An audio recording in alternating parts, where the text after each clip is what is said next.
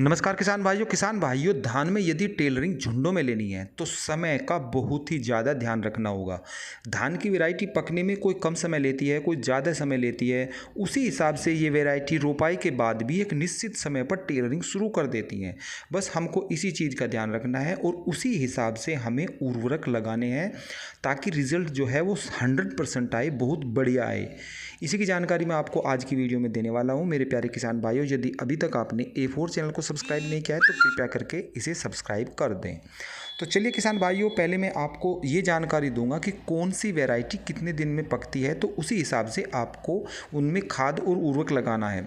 तो यदि आपकी कम दिन की वैरायटी है, जैसे कि पूसा 1509 है, वो 90 दिन में पक करके तैयार हो जाती है, तो इसमें जो आपको डोज लगानी है, यदि आपने ये वैरायटी लगा रखी है तो 20 दिन के बाद, यानी कि 20 से 21 दिन जब हो जाएं तो उसमें आपको टेलरिंग के लिए उर्वरक लगानी है, तभी वो बहुत ही बढ़िया तरीके से टेलरिंग शुरू कर देगी। दूसरी वैरायटी है जैसे कि PR 126 है, ये पकने में 97 दिन का समय लेती है। तो इसमें आपको 23 से 24 दिन जब हो जाएं रोपाई के बाद, तो उसमें उस टाइम आपको टेलरिंग के लिए खाद और उर्वरक लगानी है, जिससे कि ज़्यादा टेलरिंग हो सके।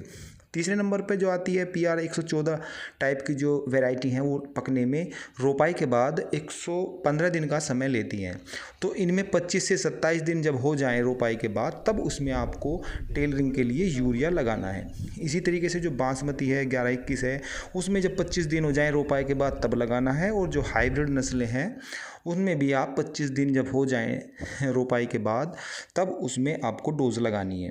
अब मैं बताऊंगा कि इनमें आपको टेलरिंग बढ़ाने के लिए डोज क्या देनी है और कौन से उर्वरक लगाने हैं। तो यदि आप सागरिका लगा रहे हैं तो 10 kg पर एकड़ के हिसाब से लगाइए। और बायोवीटा है जो PI कंपनी की आती है, बहुत ही बढ़िया टेलरिंग करेगी ये, तो इसी के आप 5 kg पर एकड़ के हिसाब से लगाइए। और जो धनजाइम गोल्ड है, ये धानुका कंपनी की है, इसे भी आप 5 kg पर एकड़ के हिसाब से लगाइए। जो मैंने ये 3 बताई हैं, सागरिका, बायोविटी या धनजाइम गोल्ड, इनमें से आपको सिर्फ एक लगानी है। 3 के तो मैंने आपको नाम बताए हैं कि आप जो अच्छा लगे या जो अभी आपको उपलब्ध हो जाए उसकी आप इसमें डोज लगा दीजिए। इसको लगाने के बाद जब 15 दिन हो जाएं तो आपको एक कैडिला कंपनी का कैडो के खाद आता है, उसकी आप 10 kg पर एकड़ के हिसाब से लगा दीजिए। इसमें काफ़ी सारे सूक्ष्म पोषक तत्व और लगभग जितने भी होते हैं, आपका NPK भी इसमें ही आ जाता है, और जी बोरोन है, मैग्नीज है, मैग्नीशियम, जितने भी है तत्व होते हैं इसमें लगभग सभी तत्व इसका मिक्स है। तो ये बहुत ही बढ़िया रिजल्ट देगा।